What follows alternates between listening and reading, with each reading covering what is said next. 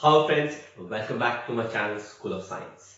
मेरा नाम नितिन लूथरा है। मैं क्लासेस 9 10 को साइंस पढ़ाता हूं और 11 12 जेईई और नीट के बच्चों को केमिस्ट्री पढ़ाता हूं। मैं पिछले 21 सालों से एजुकेशन इंडस्ट्री के अंदर हूं और मैंने अभी तक बहुत बहुत सारे बच्चों को पढ़ाया है, एजुकेट किया है। यही नहीं, 21 सालों में मैंने बहुत सारे बच्चों के साथ बातें करी, उनके एक्सपीरियंसेस जानने की कोशिश करी। वो क्या प्रॉब्लम्स फेस करते हैं अपनी पढ़ाई के दौरान, अपने एग्जाम्स के दौरान, क्वेश्चन पेपर को अटेम्प्ट करने के समय में, अपने टॉपिक्स को पढ़ते समय में एंड सो ऑन। जिनके कलेक्टिव डेटा के बेस के ऊपर मैंने बहुत सारे वैल्यू एडेड सेशंस भी बनाए हैं और साउथ दिल्ली के टॉप स्कूल्स के अंदर ये सारे वैल्यू एडेड सेशंस मैंने कंडक्ट भी करे हैं। मल्टीपल टाइम्स में मैंने ये सेम स्कूल्स के अंदर कंडक्ट करे हैं, जिनके अंदर हमारे पास छोटी क्लासेस के लिए stream selection, career counselling, time management, expectation management, बड़े बच्चों के लिए how to attempt question paper, career counselling. Then हम स्पेशल बोर्ड के सेशंस कंडक्ट करते हैं, जैसे crack the board session and so on. ये सारे वैल्यू एडेड सेशंस मैं आप लोगों के लिए भी जरूर अपलोड करूंगा, पर सही समय आने पर। फिलहाल जो मेरे पास बच्चों की डिमांड है वो है एक अच्छा कंटेंट उनको चाहिए, और वो भी बहुत ही सिंपल लैंग्वेज के अंदर।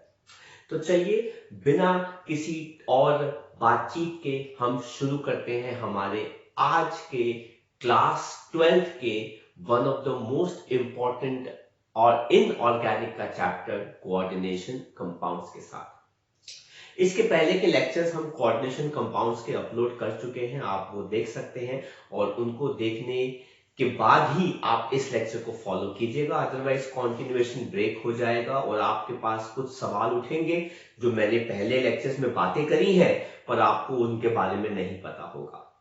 तो मैं पूरी कोशिश करूंगा कि लैंग्वेज को बहुत ज्यादा सिंपल एंड डिसेंट रखूं ताकि आपको टॉपिक जो है वो बहुत अच्छे से समझ में आए। तो आज का जो हमारा टॉपिक है वो आप देख सकते हैं, बैलेंस बॉन्ड थ्योरी, जिसको हम वीबीटी भी कहते हैं। तो कोऑर्डिनेशन कॉम्प्लेक्सेस को एक्सप्लेन करने के लिए सबसे पहली जो हमारी थ्योरी आई थी वो थी वेलनर्स थ्योरी, जिसके अंदर बहुत कम पोस्टुलेट्स थे और बहुत सारे ड्रॉबैक्स थे, क्योंकि ये कॉन्सेप्ट इतना वास्ट है कि वो छोटी सी थ्योरी इसको एक्सप्लेन नहीं कर पाती। वैसे तो थ्योरी ये भी पूरे ढंग से एक्सप्लेन नहीं कर पाती, हमारे पास मल्टीपल थ्योरीज है। इसके बाद हमारे पास क्रिस्टल फील्ड थ्योरी है, उसके बाद हमारे पास लाइगेंड फील्ड थ्योरी आती है और उसके बाद हमारे पास मॉलिक्यूलर ऑर्बिटल थ्योरी आती है। पर हम सिर्फ क्रिस्टल फील्ड थ्योरी तक ही पढ़ेंगे। आज हम पढ़ने वाले हैं बैलेंस बॉन्ड थ्योरी। ये थ्योरी क्या कहती है? पॉलिन ने ये थ्योरी 1931 में दी थी, जिसके कुछ मेन पॉइंट्स जो हम पढ़ने वाले हैं। सबसे पहला पॉइंट इसके अंदर ये आता है, जो हमको पहले भी पता चल चुका है, कि लाइगेंड्स जो होते हैं अपना लोन पेयर डोनेट करते हैं सेंट्रल मेटल एटम को। तो लाइगेंड्स अपना लोन पेयर डोनेट करते हैं एम्प्टी ऑर्बिटल्स, किसके? सेंट्रल मेटल एटम के या फिर आयन के। देन हम बात करते हैं सेकंड पॉइंट की। सेंट्रल मेटल एटम या आयन अपने खाली ऑर्बिटल्स उनके सामने लेकर आता है, और वो खाली ऑर्बिटल्स कौन कौन से हो सकते हैं? n-1d। अब n-1 का मतलब होता है सेकंड लास्ट शेल। याद रखिएगा, केमिस्ट्री में n का मतलब होता है लास्ट शेल और n-1 का मतलब होता है सेकंड लास्ट शेल। तो वो कहते हैं कि सेकंड लास्ट शेल का d ऑर्बिटल इस्तेमाल कर सकता है central metal atom, last shell का s ऑर्बिटल इस्तेमाल कर सकता है, लास्ट शेल का p ऑर्बिटल भी इस्तेमाल कर सकता है, और लास्ट शेल का d ऑर्बिटल भी वो इस्तेमाल कर सकता है। तो उसके पास ऑप्शन है, चॉइसेस है कि कौन कौन से ऑर्बिटल्स की उसको जरूरत होगी, वो उस हिसाब से उन ऑर्बिटल्स का इस्तेमाल कर सकता है। तो सर फिर वो करता क्या है इन ऑर्बिटल्स का? बेटा वो इन ऑर्बिटल्स को जिनकी एनर्जीज कंपेरेबल होती हैं, लोन पेयर लेने से पहले उन सब ऑर्बिटल्स को मिक्स करके, ऐड करके, divided by that number hybridise करा लेता है। तो सेंट्रल मेटल एटम इन ऑर्बिटल्स को हाइब्रिडाइज कराता है, जितने भी वो पार्टिसिपेट करा रहा है, ताकि उनके पास जो नया हाइब्रिड ऑर्बिटल आए उसकी एनर्जी बराबर हो। इसलिए उन हाइब्रिड ऑर्बिटल्स को लोन पेयर एक्सेप्ट करने में दिक्कत परेशानी ना हो। तो थर्ड हमारा पोस्टुलेट जो है वो क्या कहता है कि सेंट्रल मेटल एटम या आयन हाइब्रिडाइज्ड ऑर्बिटल यूज करता है, ठीक है, जिनकी एनर्जी ऑलमोस्ट बराबर होती है, और ये रिक्वायर्ड हाइब्रिडाइज्ड ऑर्बिटल एक्सेप्ट करते हैं लोन पेयर, और इनकी एनर्जी क्या हो जाती है, इक्वल। तो जब ऑर्बिटल हाइब्रिडाइज करेगा तो जो नए हाइब्रिड ऑर्बिटल आते हैं उनकी एनर्जी क्या होती है, इक्वल। और लास्ट पॉइंट क्या कहता है, जब ये hybridised orbital lone pair accept करते हैं तो ये एक दूसरे को रिपेल करके मॉलिक्यूल की शेप या ज्योमेट्री बनाते हैं। वो स्क्वायर प्लेनर हो सकती है। सर कैसे? अगर सेंट्रल मेटल एटम DsP2, अब सर इसका मतलब क्या होता है? इसका मतलब अगर D पहले आ गया तो इसका मतलब है वो सेकंड लास्ट शेल का होता है, और ये जो sp2 बाद में आ रहे हैं इसका मतलब है वो लास्ट शेल के हैं, तो इसे कहते हैं स्क्वायर प्लेनर। टेट्राहेड्रल मतलब हाइब्रिडाइजेशन क्या हो जाएगी, sp मतलब दोनों सारे ऑर्बिटल जो है वो लास्ट शेल के हैं।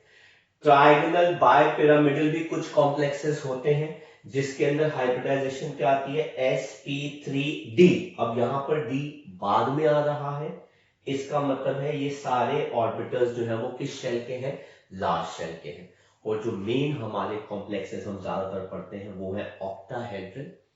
इसके अंदर DsP2 भी हो सकती है हाइब्रिडाइजेशन। अगर D2 sp3 हाइब्रिडाइजेशन है, सॉरी, तो d orbital second last shell का होगा, और sp3 ऑर्बिटल जो है वो किसके होंगे, लास्ट शेल के। एंड अगर ऑक्टाहेड्रल कॉम्प्लेक्स की हाइब्रिडाइजेशन हुई sp3d2, तो ये सारे ऑर्बिटल जो है वो किसके होंगे, लास्ट शेल के होंगे। तो आई होप आपको यहां पे ये चीज पता लग गई कि डी ऑर्बिटल अगर पहले लिखा जाता है तो वो सेकेंड लास्ट शेल को बिलोंग करता है, और अगर डी ऑर्बिटल बाद में लिखा जाता है तो वो लास्ट शेल को बिलोंग करता है। तो इस चीज का ध्यान रखना, ये हमने क्लास 11 केमिकल बॉन्डिंग में भी पढ़ा था, और मैंने आपको बताया था जब हम हाइब्रिडाइजेशन कर रहे थे। तो अब इसी वीबीटी के बिहाफ पे हम कुछ मॉलिक्यूल्स को, कुछ कॉम्प्लेक्सेस को एक्सप्लेन करने वाले हैं, तो जरा ध्यान से समझिएगा। तो आइए देखते हैं कुछ बैलेंस बॉन्ड थ्योरी के एग्जाम्पल्स। सबसे पहला जो कॉम्प्लेक्स मैं आपके सामने ले रहा हूं वो ये वाला है, हेक्सा अमीन कोबाल्ट 3 आयन। अगर आप इसके अंदर देखें तो सेंट्रल मेटल एटम कोबाल्ट है, और जो हमारा लाइगेंड है वो कौन है, अमोनिया, जिसको हम क्या कहते हैं, अमीन। कोबाल्ट का ऑक्सीडेशन नंबर अगर आप इसके अंदर निकालते हैं तो वो क्या आता है, +3, क्योंकि अमीन का जो चार्ज होता है वो कितना होता है, 0। तो वो जो चार्ज है वो कोबाल्ट का ही ऑक्सीडेशन नंबर है। अब कोबाल्ट का एटॉमिक नंबर कितना होता है, 27। तो इसकी कॉन्फ़िगरेशन जो है वो क्या आ जाती है, 4s2 3d7। सिंस कोबाल्ट ने इस कॉम्प्लेक्स के अंदर 3 इलेक्ट्रॉन लूज किए हैं, तो पहले 2 इलेक्ट्रॉन तो 4s से जाते हैं, लास्ट शेल से जाएंगे, और तीसरा इलेक्ट्रॉन जो है वो 3d से जाता है, तो 3d से 7 में से एक इलेक्ट्रॉन निकल जाएगा, तो कितने बचेंगे, 6। तो मैं कोबाल्ट 3 पॉजिटिव के 3d के 6 इलेक्ट्रॉन्स आपको दिखा रहा हूं, वो ये हो गए। तो 1 2 3 4 5 एंड ये क्या हो गया 6। जब इस कॉम्प्लेक्स के पास 6 अमोनिया एज ए लाइगेंड आते हैं तो ये कोबाल्ट जो हमारा सेंट्रल मेटल एटम है वो ये 2 ऑर्बिटल्स को खाली कर देता है, जिसका मतलब क्या होता है कि ये वाला इलेक्ट्रॉन इधर आके पेयरिंग कर देता है, ये इधर आके पेयरिंग कर देगा। अगर ये दोनों इलेक्ट्रॉन अंदर के ऑर्बिटल में आ गए तो यहां पर ये दोनों क्या हो गए खाली, ये आ गया हमारे पास खाली और ये आ गए हमारे पास 3। सिंस 6 अमोनिया है तो उसको 6 खाली ऑर्बिटल चाहिए, 1 2 3 4 5 6। अब इस कॉम्प्लेक्स की कॉन्फ़िगरेशन क्या हो जाएगी, आप देखिए कोबाल्ट के पास ये आ गए 3d6, 6 इलेक्ट्रॉन बचे 1 2 3 4 5 6। इन 6 ऑर्बिटल्स को मैंने ऐसे करके दिखा दिया, 1 2 3 4 5 6। तो ये हमारे पास क्या हो जाएंगे D2। सर D2 क्यों? क्योंकि D ऑर्बिटल अंदर के शेल का इस्तेमाल हुआ है sp3 और इसके अंदर हमारे पास 6 लोन पेयर आएंगे अमोनिया के, 1 2 3 4 5 6। और मॉलिक्यूल की शेप क्या हो जाएगी ऑक्टाहेड्रल। सिंस ये वाले सारे इलेक्ट्रॉन्स पेयर्ड हैं, ऑल इलेक्ट्रॉन्स पेयर, भाई ऑर्बिटल वाले जो हाइब्रिडाइज्ड ऑर्बिटल में जो आएंगे वो तो सारे लोन पेयर, वो तो पेयर्ड ही होंगे। ये सारे इलेक्ट्रॉन पेयर्ड है, इसलिए ये कॉम्प्लेक्स नेचर में क्या हो जाएगा डायामैग्नेटिक इन नेचर, क्योंकि इसके सारे इलेक्ट्रॉन्स जो है वो क्या है पेयर्ड है। अगर एक भी इलेक्ट्रॉन अनपेयर्ड होता यहां पर तो हम कॉम्प्लेक्स को क्या लिखते हैं पैरामैग्नेटिक। तो अगर आप चाहें तो यहां पे लिख सकते हैं डायामैग्नेटिक कॉम्प्लेक्सेस क्या होते हैं all electrons pair. Paramagnetic complexes क्या होते हैं 1 और मोर अनपेयर्ड इलेक्ट्रॉन। एंड अगर आपको मैग्नेटिक मोमेंट निकालना हो जिसको हम क्या लिखते हैं म्यू, तो वो n into n plus 2 whole under root bm निकालते हैं, जहां पे n क्या होता है n is number of unpaired electrons.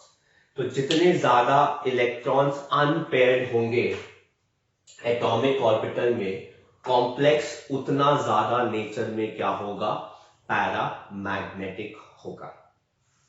तो हमारे पास ये वाला जो कॉम्प्लेक्स आया आप देख सकते हैं ये डायामैग्नेटिक है, ऑक्टाहेड्रल है, 6 अमीन आ रहे हैं और 6 अमीन ने अंदर के डी ऑर्बिटल्स का इस्तेमाल किया क्योंकि उनको उन्होंने हाइब्रिडाइजेशन में इन्वॉल्व किया।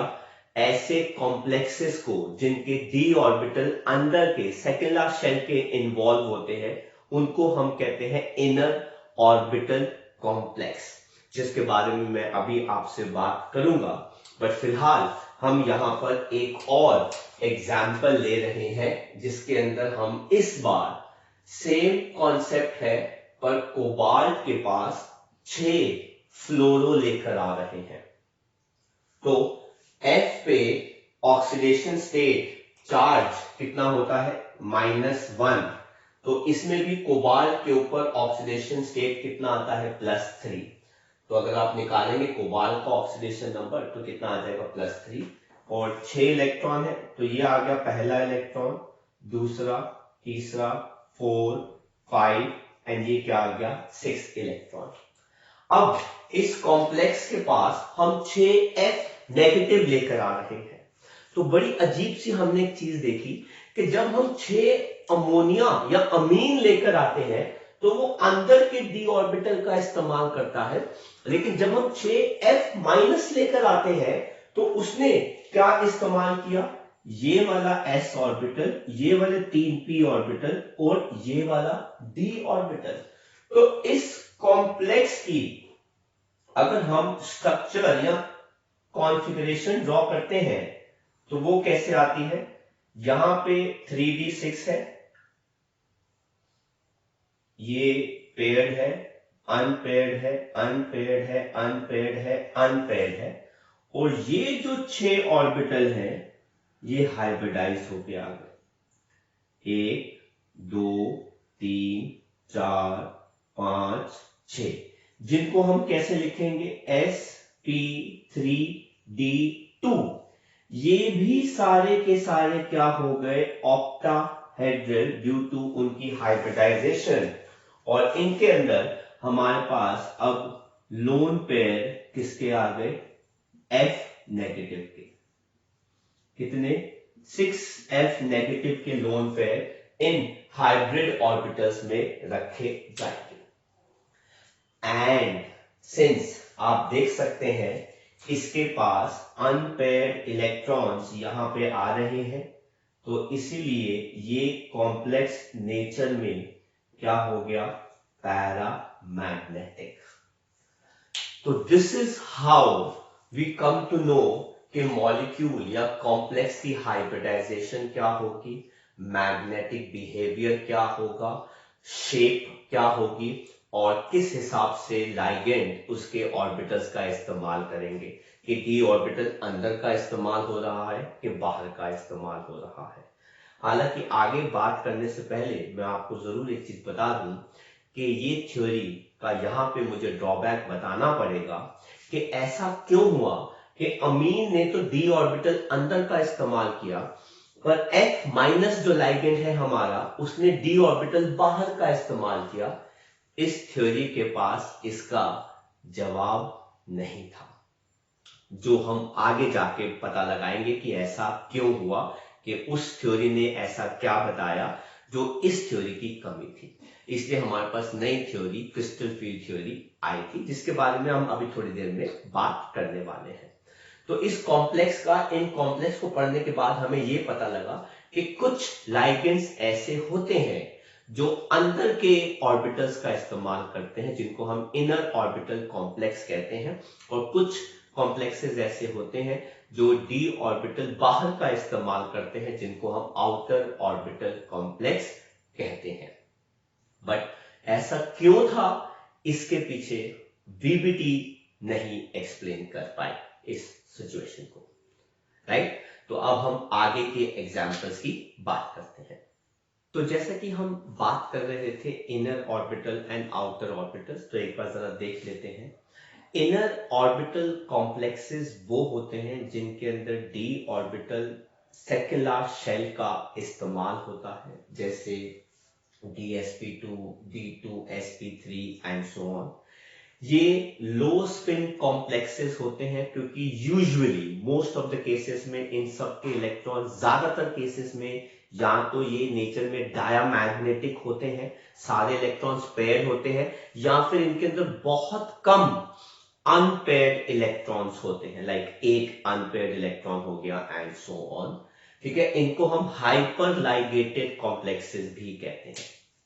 दूसरी तरफ हमारे पास आते हैं आउटर ऑर्बिटल कॉम्प्लेक्सेस, जिनके अंदर डी ऑर्बिटल लास्ट शेल का इस्तेमाल होता है, तो हम इनको इसमें sp3, sp3d एंड sp3d2 हमारे कॉम्प्लेक्सेस आते हैं। मेनली हम इनकी बात करते हैं sp3d और sp3d2 की।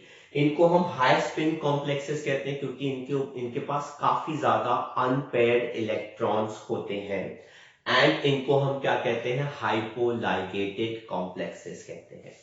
तो हमने ये दो एग्जाम्पल्स पढ़े हैं इसके अंदर, और अब हम और कुछ एग्जाम्पल्स देखने वाले हैं। तो आओ बात करते हैं हम हमारे अगले एग्जाम्पल की। अब यहां पे आप देख सकते हैं हमने निकल के 3 एग्जाम्पल्स लिए हैं जिनके हम बारे में हम बात करने वाले हैं। सबसे पहला हमारे पास निकल का कॉम्प्लेक्स आता है टेट्रा साइनो निकलेट, क्योंकि ये नेगेटिव कॉम्प्लेक्स है और निकल का ऑक्सीडेशन स्टेट यहाँ पे क्या है 2, तो क्या आ जाएगा रोमन में 2। अब निकल एटॉमिक नंबर कितना होता है 28, तो 1s2 2s2 2p6 3s2 3p6 then 4s2 3d8, ये हो गई निकल की कॉन्फ़िगरेशन। अगर निकल +2 है तो वो अपने लास्ट शेल से 2 इलेक्ट्रॉन लूज करेगा, दैट इज 4s से 2 इलेक्ट्रॉन जाएंगे, तो ये हो गया 4s, और 3d में कितने आ जाएंगे 8 इलेक्ट्रॉन, वो मैं आपके सामने ड्रॉ कर रहा हूं। 1 2 3 4 5 6 7 एंड 8 इलेक्ट्रॉन्स। तो ये आ गए हमारे पास निकल 2 पॉजिटिव के कितने इलेक्ट्रॉन्स 8 इलेक्ट्रॉन्स। अब इस निकल के पास 4 साइनो लाइगेंड्स आते हैं, तो उनको 4 खाली ऑर्बिटल चाहिए निकल को, ताकि वो उनको हाइब्रिडाइज करा सके। तो जब निकल 2 पॉजिटिव के पास 4 लाइगेंड Cn आते हैं, Cn- आते हैं, तो निकल का ये वाला इलेक्ट्रॉन पेयर हो जाता है, एक ये ऑर्बिटल एक ये, और 4p के 2 ऑर्बिटल, चारों अपनी एनर्जी ऐड करते हैं, डिवाइडेड बाय 4 करते हैं, और हमारे पास 4 हाइब्रिड ऑर्बिटल आते हैं। तो इस कॉम्प्लेक्स की कॉन्फ़िगरेशन क्या हो जाती है हमारे पास, जरा ध्यान से देखिएगा।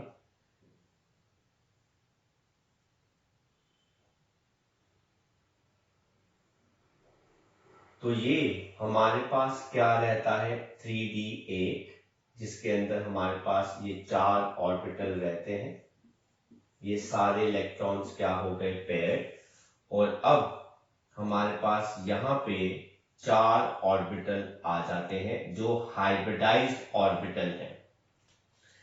इनके अंदर Cn- के लोन पेयर्स आ जाते हैं, तो हाइब्रिडाइजेशन क्या हो गई dsp2। dsp2 हाइब्रिडाइजेशन से इनकी शेप क्या हो गई स्क्वायर प्लेनर, क्योंकि 4 Cn- आए हैं, और सिंस सारे इलेक्ट्रॉन्स पेयर्ड हैं, इसलिए ये कॉम्प्लेक्स नेचर में क्या हो गया डायामैग्नेटिक इन नेचर। तो ये अगेन एक इनर ऑर्बिटल कॉम्प्लेक्स हो गया। लेकिन ऐसे ही अगर हम Cn- की जगह 4 Cl लेकर आते हैं, Cl- लेकर आते हैं, क्लोरो लाइगेंड लेकर आते हैं, तो इसका नाम क्या हो जाएगा टेट्रा क्लोरो निकलेट 2, राइट आयन। तो अब अगेन इसके अंदर भी निकल का ऑक्सीडेशन स्टेट जो है वो +2 है, +2 के हिसाब से 3d8 हो जाएगा, 4s 0 हो जाएगा, तो 2 इलेक्ट्रॉन यहां पर, एक इधर, ये आ गया अनपेड, ये आ गया अनपेड। तो ये हमारे पास निकल 2 पॉजिटिव की कॉन्फ़िगरेशन आ गई। लेकिन इस कॉम्प्लेक्स के पास जब हम 4 Cl- लेकर आते हैं तो ये पेयर नहीं होते, तो निकल को इन चारों को ऐड करके हाइब्रिडाइज करवाना पड़ता है, जिसकी वजह से हमारे पास इस कॉम्प्लेक्स की कॉन्फ़िगरेशन क्या आ जाती है, जरा देखें। 1 2 3 4 5 पेयर्ड पेयर्ड पेयर्ड, ये 2 इलेक्ट्रॉन्स अनपेयर्ड हो गए, ये आ गया हमारे पास 3d8, और ये हमारे पास 4 ऑर्बिटल आ गए, जिसके अंदर हमारे पास क्या आ जाएंगे 4 Cl- के लोन पेयर। तो इसकी हाइब्रिडाइजेशन क्या हो गई sp3, शेप क्या हो गई टेट्राहेड्रल, 4 Cl- आ गए, और सिंस इसके पास दो अनपेयर्ड इलेक्ट्रॉन है, तो ये वाला कॉम्प्लेक्स नेचर में क्या हो गया, पैरामैग्नेटिक। बहुत सारे क्वेश्चंस आपको इन दोनों कॉम्प्लेक्सेस में एनसीईआरटी पे बेस्ड पूछे हुए मिल जाएंगे और एंट्रेंस में भी पूछे हुए मिल जाते हैं इसी में। और ये हमारे पास आउटर ऑर्बिटल कॉम्प्लेक्स आ गया। इसी के अंदर मैं आपको एक और बड़ा ही अच्छा कॉम्प्लेक्स लेके बताना चाहता हूं, वो है टेट्रा कार्बोनाइल निकल, और जिस पर निकल का ऑक्सीडेशन स्टेट क्या है, 0। मतलब कार्बोनाइल कॉम्प्लेक्स के अंदर central metal atom electrons loose नहीं करते, तो उनका ऑक्सीडेशन स्टेट क्या होता है, 0। और अगर निकल 0 है तो उसका 3d8 4s2।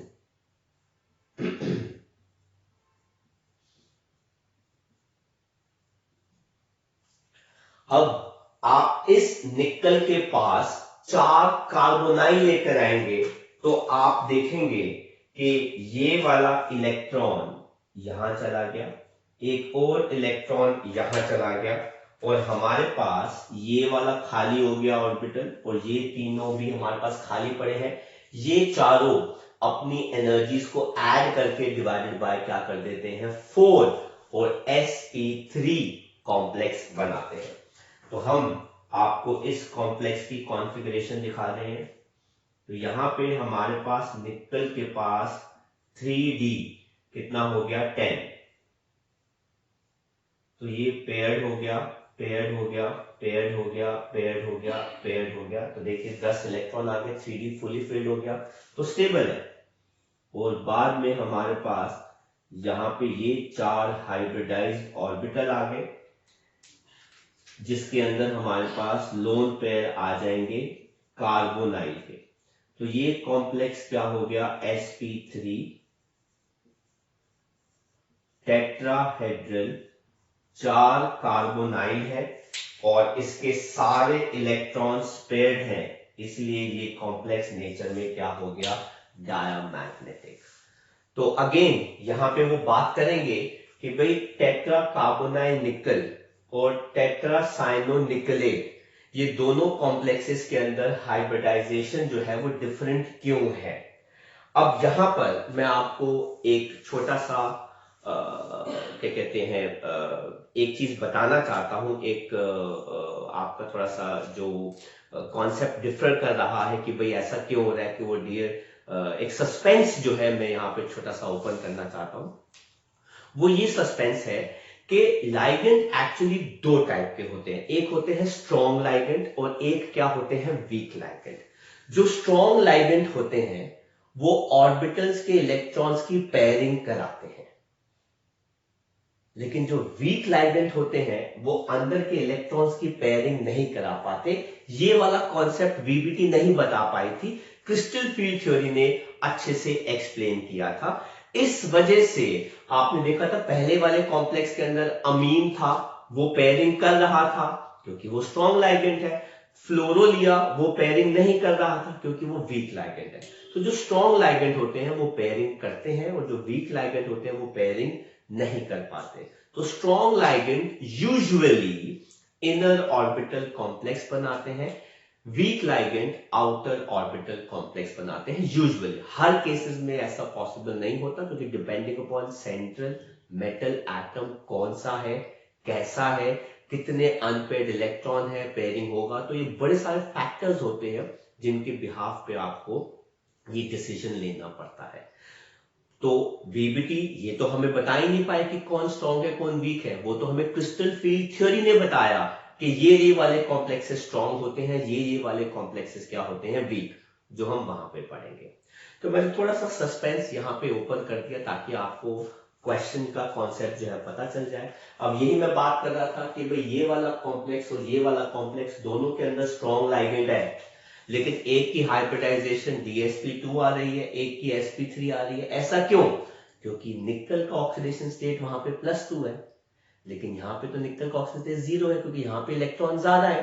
पेयरिंग दोनों केसेस के अंदर हो रही है, लेकिन यहाँ पर d ऑर्बिटल अंदर के शेल का मिल रहा है, लेकिन यहाँ पे मिल ही नहीं पा रहा क्योंकि वो तो फुली फिल स्टेबल हो गया। तो हमको आउटर शेल के ऑर्बिटल इस्तेमाल करने पड़ते। तो यहाँ पर हमने वीबीटी के बड़े सारे कॉम्प्लेक्सेस किए, और भी बहुत सारे कॉम्प्लेक्सेस हैं, बड़े टेढ़े मेढ़े से कॉम्प्लेक्सेस हैं जिनको हम एक ही क्लास में नहीं खत्म कर पाएंगे। तो अब हम इसके बाद बात करते हैं वीबीटी के ड्रॉबैक्स की। तो अब हम बात करते हैं drawbacks of valence bond theory की। बहुत कुछ अच्छा बैलेंस बॉन्ड थ्योरी ने एक्सप्लेन किया, पर फिर भी बहुत चीजें ऐसी थी जो वीबीटी एक्सप्लेन नहीं कर पाई। जैसे कैसे ऑर्बिटल्स जो है वो इनर ऑर्बिटल कॉम्प्लेक्सेस बन रहे हैं, कोई बना रहा है, कोई आउटर ऑर्बिटल कॉम्प्लेक्स बना रहा है, क्यों, कब, कैसे। वीबीटी के पास कोई एग्जैक्ट इसके बारे में एक्सप्लेनेशन नहीं था। सिमिलरली उनके पास ये भी कोई प्रिडिक्शन नहीं था कि किसी भी कॉम्प्लेक्स का मैग्नेटिक डेटा या बिहेवियर कैसा होगा। अब मैग्नेटिक डेटा या बिहेवियर के हिसाब से वो DsP2 होगा कि sp3 होगा हाइब्रिडाइज, वो भी नहीं पता चल पा रहा था। अब कोई कॉम्प्लेक्स कितना मैग्नेटिक है ये भी नहीं पता था, या paramagnetic and so on. 2 complexes पढ़े, 3 कॉम्प्लेक्सेस पढ़े, कौन कितना ज्यादा स्टेबल है, तो थर्मोडायनेमिक स्टेबिलिटी के बारे में भी वीबीटी के पास कोई एक्सप्लेनेशन नहीं था। One of the major drawbacks ये था कि भाई कौन वीक लाइगेंड है और कौन स्ट्रॉन्ग लाइगेंड है, कुछ नहीं पता उनके इस बारे में। और कॉम्प्लेक्सेस के कलर अगर है तो क्यों है, कैसे आ रहे हैं, किस कलर का है, ये सारी चीजें इंफॉर्मेशन वीबीटी एक्सप्लेन नहीं कर पाई। इस वजह से हमको नई थ्योरी पे मूव ऑन करना पड़ा। तो आई होप बच्चों आपको हमारा आज का ये lecture based on valence bond theory पसंद आया, अच्छा लगा। मैंने लैंग्वेज बहुत सिंपल रखी, मैंने काफी सारे एग्जाम्पल्स भी यूज किए। अगर अच्छा लगा तो इसको लाइक करना मत भूलिएगा। आप इन लेक्चर्स को अपने फ्रेंड्स के साथ भी शेयर कर सकते हैं ताकि वो भी अपने कॉन्सेप्ट को और बेटर और स्ट्रॉन्गर और कॉन्क्रीट बना सके। इसके अलावा आप लोगों के कोई भी डाउट्स है, कोई भी प्रॉब्लम है, परेशानी है किसी टॉपिक को लेकर या क्वेश्चन को लेकर या चैप्टर को लेकर, तो आप मुझे लिख सकते हैं। थंबनेल पे मेरा नंबर फ्लैश होता है, आप मुझे व्हाट्सएप कीजिए, कॉल कीजिए, मेल कीजिए। और अब बच्चों के एक्चुअली डाउट्स जो हैं वो पूछने लग गए हैं, वो चैप्टर्स की भी डिमांड कर रहे हैं, और मैं जैसा मैंने प्रॉमिस किया था कि मैं जरूर उनकी हेल्प और सपोर्ट करूंगा फ्री ऑफ कॉस्ट। तो अगर आपको हमारे चैनल के रेगुलर अपडेट्स और नोटिफिकेशंस चाहिए तो आप इसको सब्सक्राइब करना मत भूलिएगा। आप अपने फ्रेंड्स को बोलिएगा, जूनियर्स को भी बोलिए कि वो भी इस चैनल को सब्सक्राइब कर ले ताकि उनको रेगुलर अपडेट्स और नोटिफिकेशंस मिलते रहे। हम बहुत जल्दी नेक्स्ट लेक्चर के साथ भी मिलेंगे, एंड इसीलिए हम चाहते हैं कि आप हमारे चैनल को सब्सक्राइब कीजिए और वेट कीजिए हमारे नेक्स्ट लेक्चर के अपडेशन के लिए जो बहुत जल्द होने वाला है। Till then, thank you very much for watching our channel. Take care, study hard, bye bye from school of science.